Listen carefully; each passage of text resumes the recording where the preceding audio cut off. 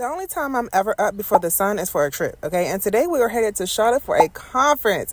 My goal for this year is to be in community with other like-minded women and taking opportunities as they align. So because I'm embracing this life of ease, instead of driving 3 hours at 6 a.m., I decided to catch the train for the very first time. There was a cafe where you could get something to eat, but it was closed. So good thing I packed me some travel snacks. The drive was so seamless, okay? And I had so much room, and there was barely anyone on the train going there. I don't know if I'll ever drive to Charlotte again. On the way there, though, our car did get stuck on the train tracks, and it made us about 30 minutes late, which was fine because I ended up having to get ready on the train anyway. And that's one of the reasons why I liked it, because I could focus on getting me right instead of worrying about these crazy drivers. Now, anytime I'm in Charlotte, I gotta stop at my Soul, and shout out to my bestie because he's always down to meet up there. He came with his little nephew, and we ate this spicy omelet and avocado with a mango drink. And I usually eat before I go to events because I'm plant-based and there's not always something for me to eat there. So I ate that. That was really good. Then we went off to his haircut appointment before I headed off to the conference.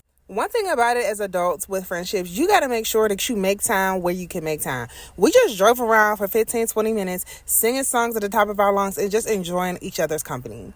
I'm not gonna lie, Charlotte is kind of growing on me a little bit, but let me get into this event, y'all. So the conference that I went to was the Black Girls in Media Mike's Camera Action Summit. And God is so good for how I even ended up in this room in the first place. Let me tell y'all how I was so nervous. I was nervous, but I was excited because finally, ever since I started doing content, I've been asking God to bring me friends and put me in community with people who just get it. It just felt so good to feel understood and seen and heard. And it felt good to chat with other girls on similar journeys who have built brands and businesses and are truly thriving and happy. Something about seeing it in real time makes you realize that your dreams are really possible. And some of the biggest takeaways from the panelists for me were therapy. Stephanie emphasized the importance of therapy, and I love this because it is a tough space to be in and to push yourself out there. She also talked about identifying your why and why being in this space will create opportunities for the next person. Ashley talked about asking for help. That is a big one, especially for Black women. And she also talked about not consuming